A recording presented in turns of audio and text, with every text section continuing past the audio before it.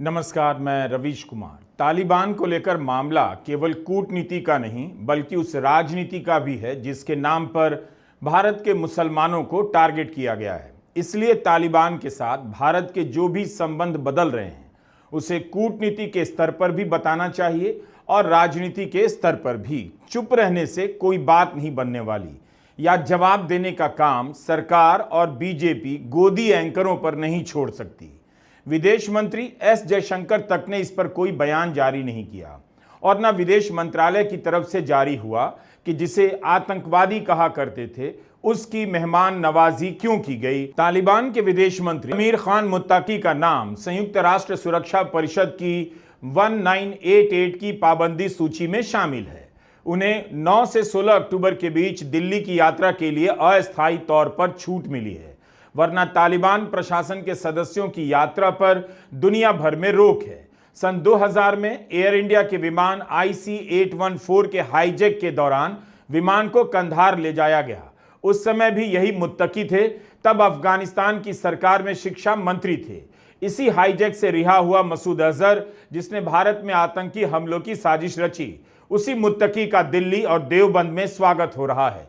UP police ने guard of honour देने का प्लान किया, लेकिन भीड़ के कारण रद्द करना पड़ा।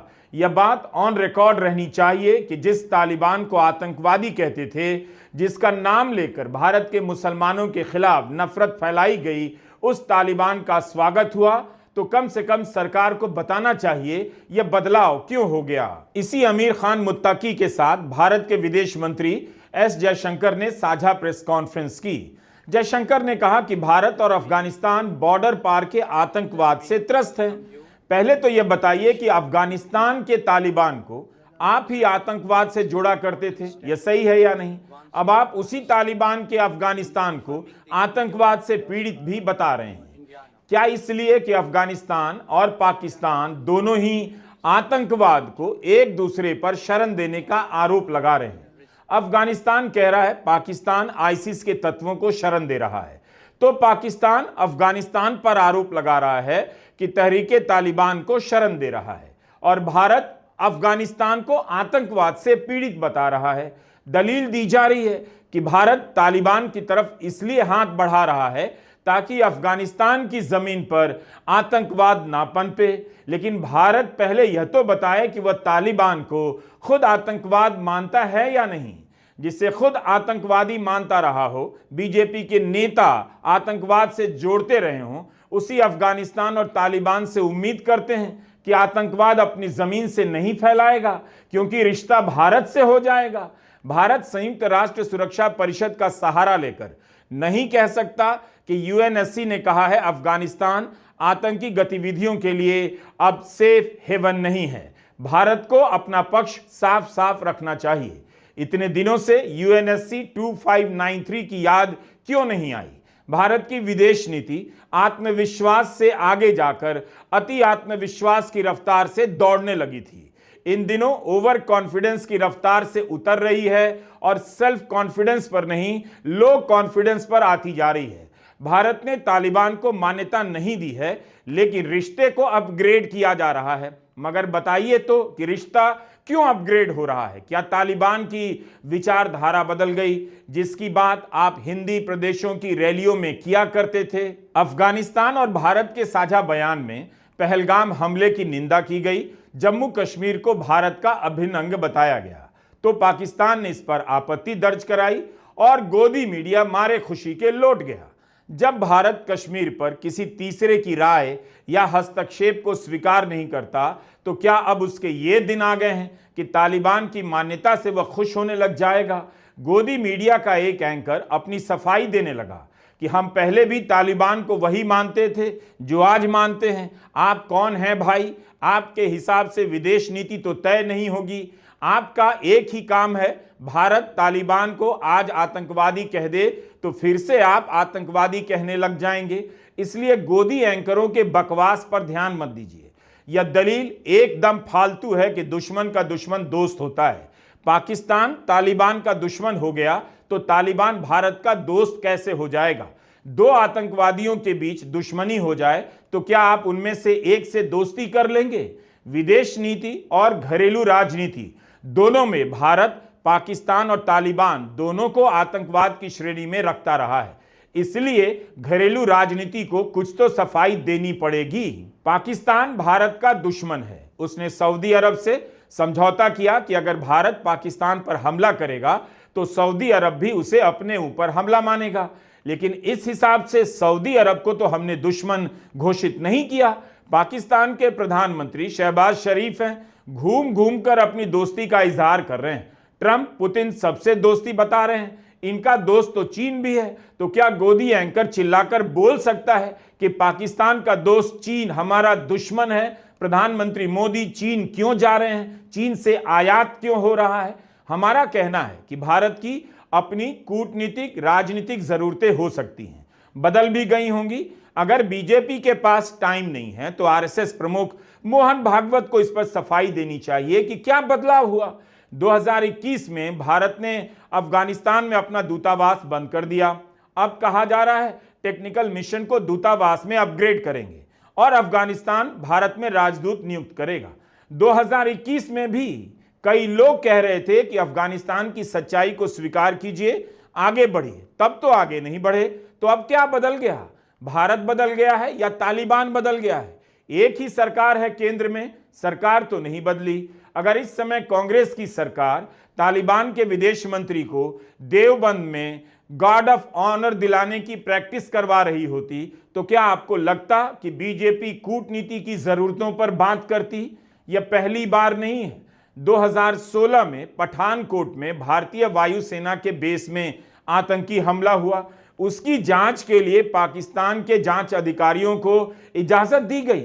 पठानकोट बेस के सीमित हिस्से का दौरा कराया गया। अगर यही काम कांग्रेस की सरकार में होता तो प्रधानमंत्री मोदी रोज इस घटना को याद दिलाते अपने भाषणों में। जब आप चाहते हैं आईएसआई को भारत बुला लेते हैं, जब आप चाहते हैं पाकिस्तान के साथ दुबई मैच खेलने चले जाते हैं और तालिबान को गले लगा लेते हैं। इतना सब आप कैसे कर लेते हैं? बीजेपी को बताना तो चाहिए कि जिस तालिबान का भारत में स्वागत किया गया वह बैड तालिबान है या गुड तालिबान है। एक होकर के आतंकवाद के खिलाफ लड़ने का वक्त आ चुका है।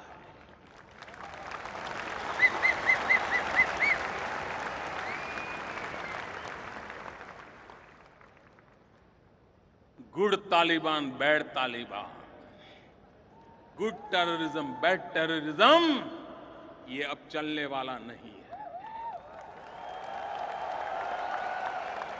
हर किसी को तय करना पड़ेगा कि फैसला करो कि आप आतंकवाद के साथ हो कि आप मानवता के साथ हो। निर्णय करो।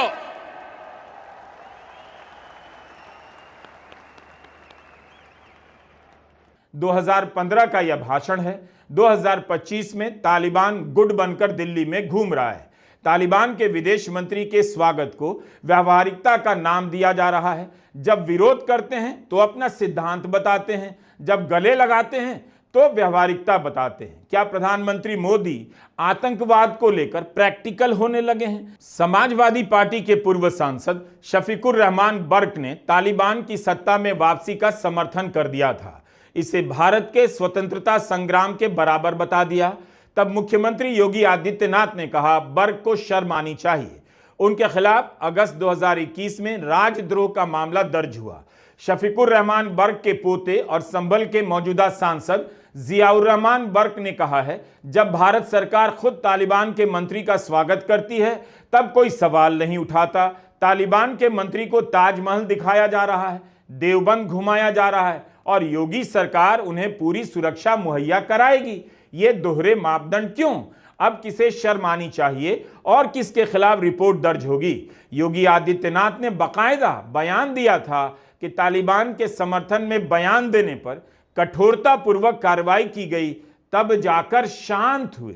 अब मुख्यमंत्री योगी आदित्यनाथ को बताना चाहिए कि इतना सब कुछ होने पर वे कैसे शांत हैं, उनका क्या कहना है। ने देखा होगा तालिबान जैसे ही फिर से अफगानिस्तान में घुसा, तमाम स्वर उभरने लग गए थे तालिबान के समर्थन में। कठोरतापूर्वक कार्रवाई की गई, तब स्वर शांत हो पाए। तालिबान का समर्थन का मतलब मानवता विरोधी शक्तियों को समर्थन देना। बुद्ध के शांति और मैत्री के संदेश को रोकने की साजिश का हिस्सा है तालिबान का समर्थन करना। महिलाओं और बच्चों के विरोधी तालिबान के कृत्यों का समर्थन करने का मतलब महिलाओं और आधी आबादी का अपमान करना, बच्चों का अपमान करना। किसी भी विदेशी प्रतिनिधि का कार्यक्रम केंद्र सरकार तय करती है, लेकिन मुख्यमंत्री योगी आदित्यनाथ को कुछ तो कहना चाहिए कि देवबंद में तालिबान के मंत्री का आना उनके हिसाब से क्या था। जिस देवबंद को बदनाम किया गया, टारगेट किया गया, उसी देवबंद को भारत सरकार कूटनीतिक संपदा, डिप्लोमेटिक एसेट के रूप में इस्तेमाल कर रही है। इसके पहले तो अरब देशों से निजी रिश्तों के दम पर प्रधानमंत्री मोदी बेहतर कूटनीतिक संबंध बनाने का दावा कर रहे थे। अब देवबंद के सहारे तालिबान के साथ संबंध बेहतर करने का प्रयास क्यों हो रहा है? इतना तो बताना चाहिए कि पहले आपको पता नहीं था कि गलत क्या है, या अब भी पता नहीं है कि सही क्या है। तृणमूल सांसद महुआ मोइत्रा ने कहा है, तालिबान को सुपर स्टेट्समैन योगी आदित्यनाथ ने स्कोर दिया। यूपी के मुसलमानों के घर पर बुलडोजर चला दिए जाते हैं, उन्हें गालियां दी जाती हैं, लेकिन विदेश से आया मेहमान सब अच्छा है, मुसलमान भी। तालिबान की सोच कट्टरवादी है। उसकी विचारधारा को सभी मुस्लिम देशों की विचारधारा आप नहीं बता सकते।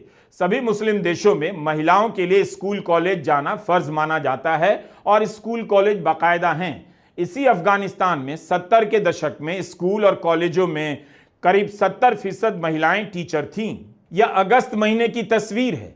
चीन और तालिबान के बीच द्विपक्षीय बैठक में एक महिला भी देखी जा सकती है चीन की तरफ से, जिन्होंने अपना सर ढका हुआ है। लेकिन दिल्ली में जब बैठक हुई तब मेज पर भारत की तरफ से एक भी महिला नहीं थी।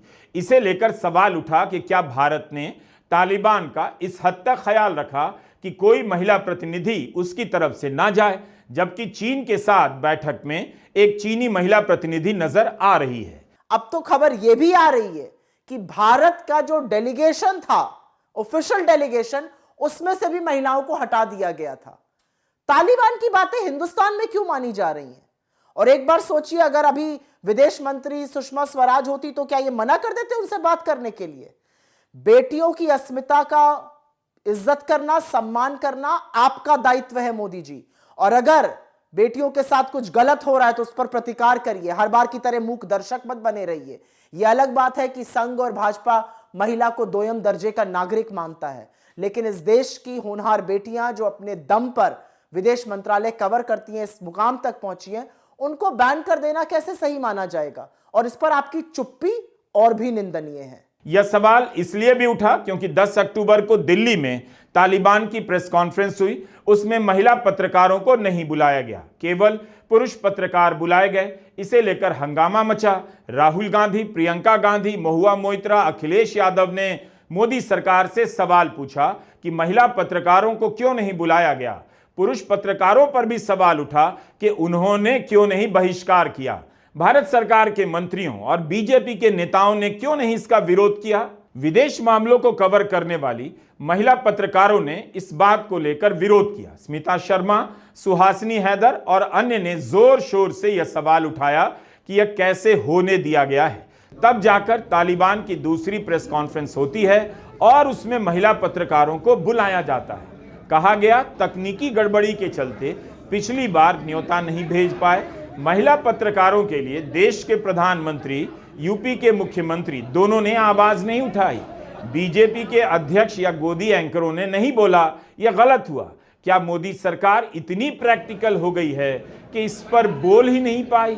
Whether it's Iran, whether it's Syria, whether it is Saudi, women and young girls are not stopped from getting education, not stopped from going to schools and colleges. Why are you doing this, sir, in Afghanistan? When will they be allowed to go back and get their right to education? And secondly, do you have any regrets over the brutal killing of internationally acclaimed photojournalist and our colleague Danish Siddiqui? Modi सरकार के समर्थक और दक्षिणपंथी लोगों ने यहां तक समझाना शुरू कर दिया, इसमें भारत सरकार का क्या रोल हो सकता है। दूतावास में प्रेस कॉन्फ्रेंस हुई और दूतावास में अफगानिस्तान का अधिकार क्षेत्र लागू होता है, नियम लागू होता है। इसमें भारत सरकार क्या कर सकती है? इतनी आसानी से इस सवाल को साइड कर दिया गया। तभी लोग मुख्यमंत्री योगी आदित्यनाथ का पुराना भाषण निकाल लाए, जिसमें वे तालिबान के राज में महिलाओं के साथ क्रूरता की बातें कर रहे हैं। नहीं, आरक्षण आप लेके आएंगे, आप तो तालिबान का भी समर्थन कर रहे हैं।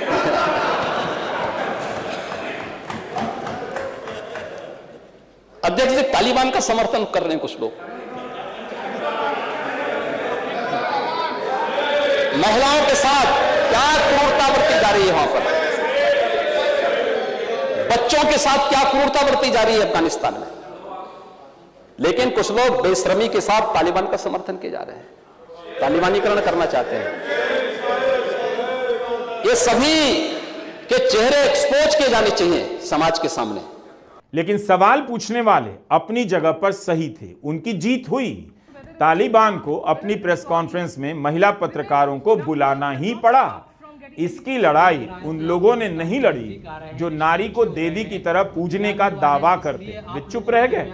बीजेपी या मोदी सरकार इसलिए भी विरोध नहीं कर पाई होगी कि प्रेस कॉन्फ्रेंस को लेकर उनका एक अपराध बोध नजर आता है। 11 साल से प्रधानमंत्री मोदी ने एक भी लाइव प्रेस कॉन्फ्रेंस नहीं की है, तो हो सकता है प्रेस कॉन्फ्रेंस के मसले पर पूरी सरकार को इसी वजह से पाला मार देता होगा। शुक्रवार को एक प्रेस कॉन्फ्रेंस में उन्होंने औरतों को नहीं बुलाया और आज संडे को रविवार के दिन उन्होंने बुलाया है। यही एक इजहार है कि उन्होंने गलती की थी। उन्होंने कहा कि ये टेक्निकल एरर है, ये तकनीकी गलती है, लेकिन जिस भी तरह ये इसको एक्सप्लेन करे, इतना ज़रूर है कि ये मान गए हैं कि भारत में आकर इनको भारत के कायदे को अपनाना पड़ेगा और औरतों और मर्द के बीच में ये इस तरह का डिस्क्रिमिनेशन नहीं कर सकते। ये बात है प्रेसिडेंट्स की। अगर आप एक बार इनको अलाउ करेंगे तो ये भी सोचेंगे ये इंडिया की भी पॉलिसी है। आप लार्जर मैसेज दुनिया को भी क्या दे रहे हैं? सारे अफगान विमेन जो बाहर है, जो अफगानिस्तान के अंदर है, वो भी हमें देख रहे हैं। भारत अफगानिस्तान को गले भी लगा रहा है और उलझन में भी नजर आ रहा है। कब तक तालिबान के झंडे प्रेस कॉन्फ्रेंस की मेज से हटाए जाएंगे? जब जयशंकर और मुत्ताकी की प्रेस वार्ता हुई तो दोनों देशों के झंडे नहीं थे। भारत के झंडे के साथ तालिबान का झंडा रखने की नौबत नहीं आई। दिल्ली स्थित अफगान दूतावास पर जब मुत्ताकी ने प्रेस वार्ता की तो स्टाफ फ्लैग पोल उठाकर बाहर ले गए ताकि तालिबान का झंडा ना लहराया जा सके, लेकिन मुत्ताकी ने मेज पर तालिबान का झंडा रख दिया। उनके पीछे बामियान बुद्ध की तस्वीर थी जिसे 2001 में तालिबान ने तोड़ा था, यानी तालिबान के लिए कुछ भी नहीं बदला। बामियान के बुद्ध की प्रतिमा को तोड़ने की मानसिकता, विचारधारा को लेकर क्या अब विरोध नहीं होगा? एस जयशंकर ने मानवाधिकारों पर भी कुछ नहीं कहा, जबकि नवंबर 2023 में 2 साल पहले की बात है, भारत और अमेरिका के संयुक्त बयान में कहा गया कि दोनों देश आग्रह करते हैं कि तालिबान महिलाओं, बच्चों और अल्पसंख्यकों समेत सभी अफगानियों के मानवाधिकारों का सम्मान करे, सफर करने की आजादी दे। वो भारत बोल नहीं पाया कि गलत हुआ महिला पत्रकारों को प्रेस कॉन्फ्रेंस में नहीं बुलाकर। तालिबान ने महिला क्रिकेट पर बैन लगाया है, लेकिन स्मिता शर्मा ने जब सवाल पूछा तो जवाब आया अफगानिस्तान में बराबरी है। तो कहीं ना कहीं ये बहुत ज़रूरी था कि एक एक्चुअल प्रेस कॉन्फ्रेंस हो जहाँ पे आप देख सकते हैं मेन विमेन सब थे, सबने सवाल पूछा। काफ़ी जैसे प्रेस कॉन्फ्रेंस होनी चाहिए वैसी हुई। इसे कहते हैं प्रेस कॉन्फ्रेंस जहाँ पे डिफ़िकल्ट क्वेश्चंस पूछे गए। और जैसे सुहासिनी ने कहा और सुहासिनी ने उठाया, विमेन एजुकेशन के ऊपर बहुत सारी क्वेश्चंस है, आपने भी उठाया स्मिता, और जो हमें आंसर्स मिले काफ़ी शॉकिंग है। जैसे उन्होंने कहा कि नहीं, मेन विमेन इक्वल है, हमें पता है ये नहीं है। भारत दौरे से एक हफ्ता पहले तालिबान ने इंटरनेट और टेलीकम्युनिकेशन को बैन कर दिया। अफगानिस्तान में सोशल मीडिया बंद है, बैंक, स्वास्थ्य सेवाओं पर असर पड़ता है। अफगानिस्तान की जनता दुनिया से कट गई है। महिलाओं के लिए अपनी बात कह पाना नामुमकिन हो जाता है। पढ़ना लिखना जो इंटरनेट से भी हो सकता था, उस पर भी पाबंदी है। मतलब कुछ तो देख लेना चाहिए कि हम किस दुश्मन के दुश्मन को दोस्त बनाने जा रहे हैं। इसके बाद भी खुलकर राजनयिक मान्यता नहीं दे रहे हैं। टेक्निकल और डिप्लोमेटिक का अंतर बताकर इधर उधर की बातें कर रहे हैं। राजकीय सम्मान देना चाहते हैं, राजनयिक मान्यता नहीं दे सकते। भारतीय विदेश सेवा के पूर्व अधिकारी विवेक काटजू ने भारत के इस स्टैंड को सही बताया है कि जब तक अंतर्राष्ट्रीय समुदाय मान्यता नहीं देता, भारत को भी दूरी बनाकर रखनी चाहिए। इंडियन एक्सप्रेस में विवेक काटजू ने लिखा है, अफगानिस्तान में एक इंचार्ज जैसा नियुक्त किया जाएगा। ऐसा कर भारत अमेरिका को दिखा सकता है कि तालिबान को लेकर रूस और चीन की तरह उसका रुख नहीं है। द हिंदू के पत्रकार स्टैनली जॉनी ने तो यह भी लिखा है कि अगर अफगानिस्तान से रिश्ते बेहतर करने हैं तो ईरान से भी करने होंगे। ईरान में चाबहार पोर्ट के रास्ते भारत को अफगानिस्तान में सीधा एक्सेस मिलता है। पाकिस्तान को बाईपास किया जा सकता है, यानी भारत को पश्चिमी एशिया में अपनी जगह फिर से ढूंढनी होगी। विदेशी मामलों के जानकार पत्रकार कह रहे हैं भारत को पश्चिमी एशिया में फिर से अपनी जगह ढूंढनी होगी और भारत का गोदी मीडिया है कि तालिबान के एक दौरे से विश्वगुरु के विजय घोष का ऐलान करने लग जाता है।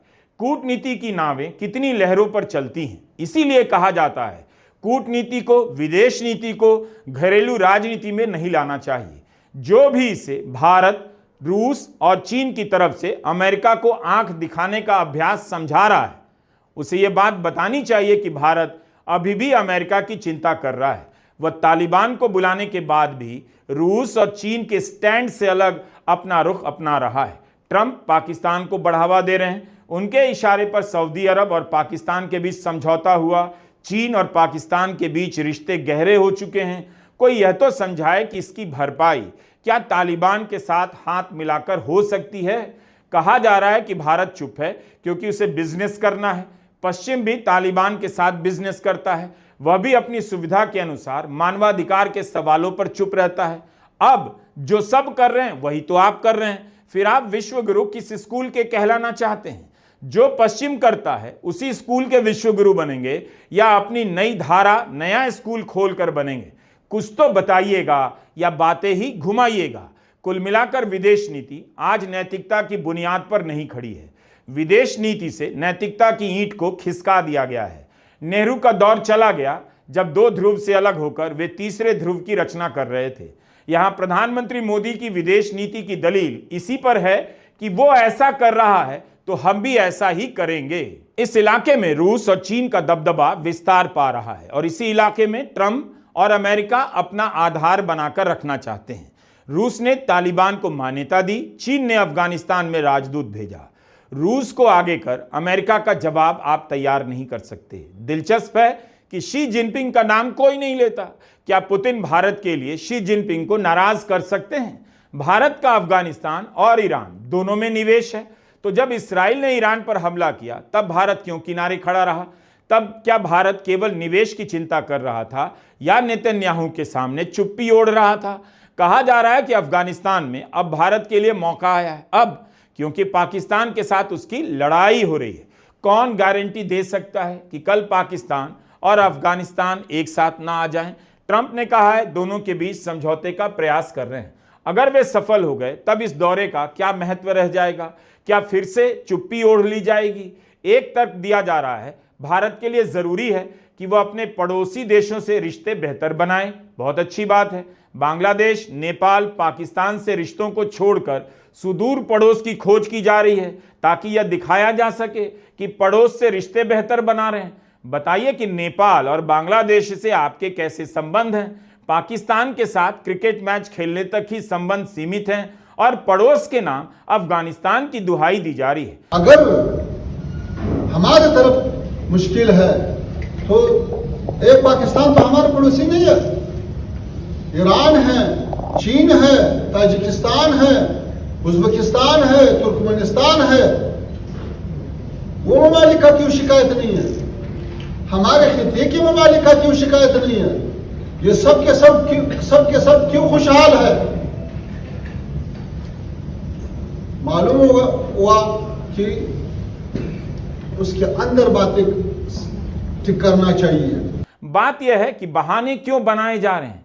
इसीलिए ना कि तालिबान की राजनीति आपने चमकाई, आप ही धुंधले हो गए। एक विद्वान की राय है 1990 के दशक में जब तालिबान सत्ता में था तब भारत, ईरान, मध्य एशिया के देश और रूस सभी तालिबान के विरोधी नॉर्दर्न अलायंस का समर्थन कर रहे थे। इस बार तालिबान के सामने कोई ऐसा विपक्ष नहीं जिसे समर्थन दिया जा सके। अगर तालिबान का विपक्ष होता, मान लीजिए, तो क्या भारत उसे समर्थन देता? इस वक्त नॉर्दर्न अलायंस का विकल्प नहीं मिला तो इसलिए तालिबान को गले लगाया जा रहा है। क्या यह तर्क स्वीकार योग्य है? कहा जा रहा है कि नई रिश्तेदारी से भारत सुनिश्चित करेगा कि अफगानिस्तान का इस्तेमाल आतंकवाद के लिए ना हो। कैसे करेगा? जब तक भारत ही खुद क्लियर नहीं कि तालिबान का संबंध आतंकवाद से है या नहीं। अफगानिस्तान और पाकिस्तान के बीच जंग चल रही है, दोनों तरफ से लोग मारे जा रहे हैं। तालिबान के सत्ता में आने के बाद से यह दोनों देशों के बीच अब तक का सबसे गंभीर हमला है। मुत्तकी भारत के दौरे पर पाकिस्तान को जवाब दे रहे हैं और गोदी मीडिया इसी से खुश हो जा रहा है। एक और जानकार ब्रह्मा चेलानी ने ट्वीट किया है, मुत्तकी के भारत दौरे के वक्त पाकिस्तान का हमला करना उसकी हताशा दिखा रहा है। पाकिस्तान चाहता है कि तालिबान को डरा धमका कर रखें, मगर इसका उल्टा असर यह हो सकता है कि तालिबान भारत के और करीब आए। पाकिस्तान की पुरानी नीति रही है अफगानिस्तान को भारत से दूर रखे, वह फेल हो रही है। तालिबान पाकिस्तान का प्रॉक्सी नहीं रहना चाहता, अपना कूटनीतिक विस्तार करना चाहता है। ऐसे में तालिबान खुद भी भारत के करीब आ रहा है। अफगानिस्तान के साथ संबंध होने चाहिए, भारत का पुराना ऐतिहासिक संबंध रहा है, लेकिन जिस तरह से आज इन दलीलों का इस्तेमाल किया जा रहा है सही बताने के लिए, उसी से संदेह हो रहा है कि भारत और सरकार समर्थक कितने अपराध बोध में हैं। उन्हें तालिबान को लेकर दिया गया सभी भाषण परेशान कर रहा है, लेकिन सच पूछिए तो ऐसे लोग कभी परेशान नहीं होते। इन्हें मुसलमानों से नफरत फैलाने के लिए केवल तालिबान की जरूरत नहीं पड़ती। इन दिनों यह काम मुसलमानों की आबादी और घुसपैठ के नाम पर फिर से शुरू हो गया है। इनका अपना कोई सिद्धांत नहीं, ना राजनीति में ना विदेश नीति में। इधर से दबाव आया उधर मुड़ गए, उधर से घिर गए इधर आ गए। नमस्कार, मैं रवीश कुमार।